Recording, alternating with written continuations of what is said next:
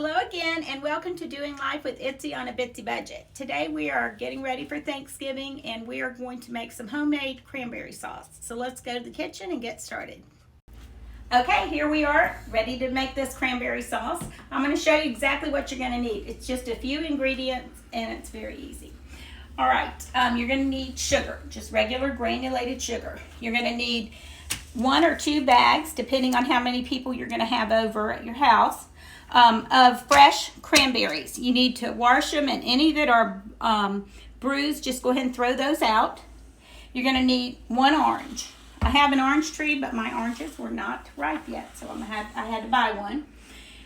You're going to need a measuring cup for water, and you're going to need a way to juice your orange because you're just going to use the juice from that orange. So if you don't have a juicer, this is just an old-fashioned one or electric one, you can always just squeeze it and strain it in a strainer or something, okay, to get the little pits out. And then you're going to need a nice bowl to put it in. I always like to put mine in what I'm going to serve it on the table in, and I usually use a fancy bowl for it. Even if it doesn't fill it all the way up, it looks good when you're done. All right, so it's very simple. To get started, let me move this out of the way. You're just going to dump your cranberries right in your pan. So you just need a saucepan that's going to hold enough of water, some water in there, your orange juice, I guess. All right, so we're going to cut our orange and go ahead and juice that. I just kind of push down.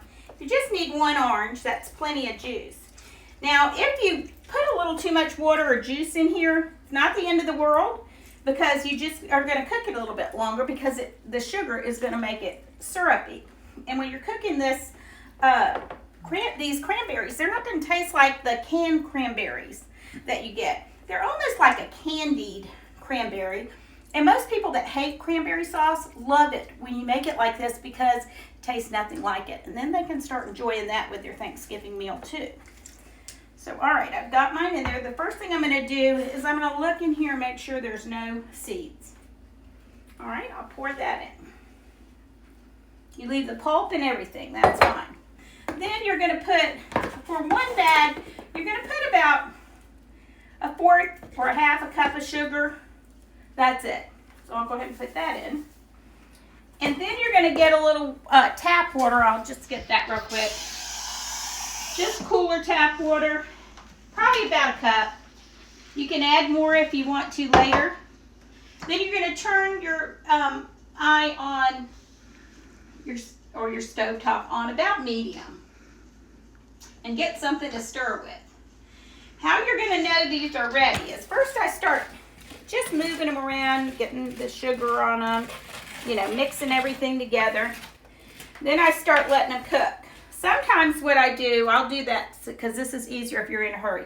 You can get this a little bit warm first. Don't let it cook too long like that. But what starts happening as this gets ready is these start popping. And when they pop, they'll kind of like burst and open up a little bit. And you'll see the fruit in them. Once they get good and open, then that's it. That's all you do. So you're just cooking this. It may or may not boil. It may not take that long, depending on how many you're cooking. You want to just make sure you've got a big enough saucepan that lets them get pretty much, see how mine are just a flat layer? That's what your goal is. There's a few that are kind of sitting up on the other ones. But usually I've got some bigger pans I would use if I was doing 2 bags of this. All right, so now we've got, this is getting a little warm. So we'll go ahead and just let that sit for a little bit. I'll turn it down to medium. It's probably going to take about 5 minutes. So I'll go ahead and turn this off, and then we'll come back and we'll get started again. Okay, just so you can see the progress here. It's been about 5 minutes on medium. And you can see they're starting to pop. You see the little lines in them?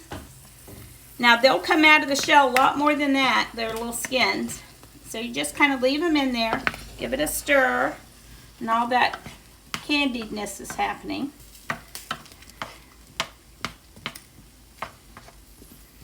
Okay, we'll let it continue to cook, and then I'll give you another progress shot. Okay, Okay, so come look at it now. It's about a minute longer than what we started.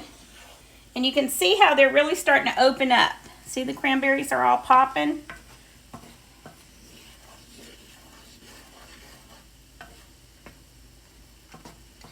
So we'll keep stirring it like this and let it cook into a sauce.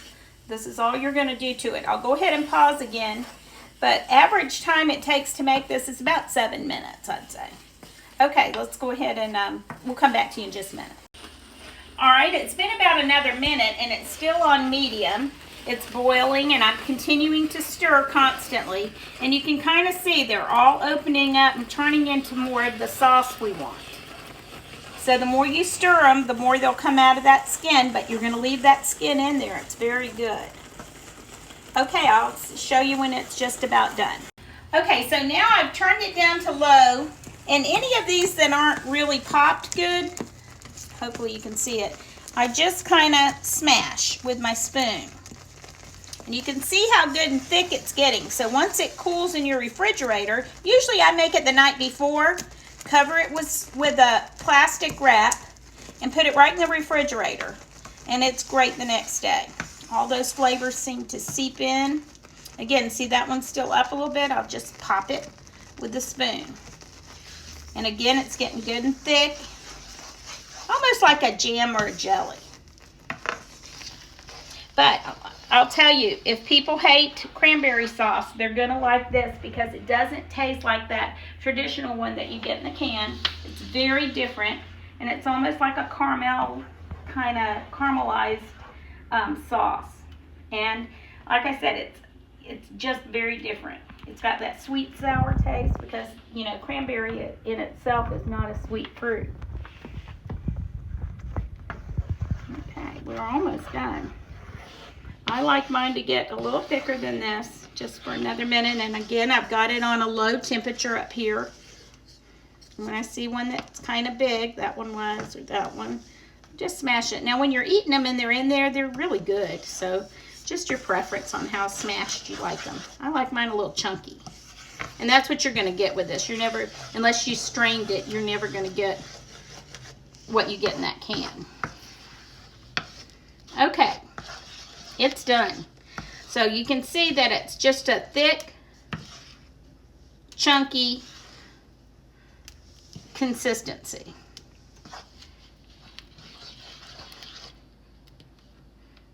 You see any more you want to pat out? Okay, so you just turn that off. Usually what I do is I let it sit here for just a second because I'm going to put it in a glass dish. But I can tell you that it gets thick quick, so you don't want to leave it over here too long. I'll just stir it a little bit and let some of this steam out.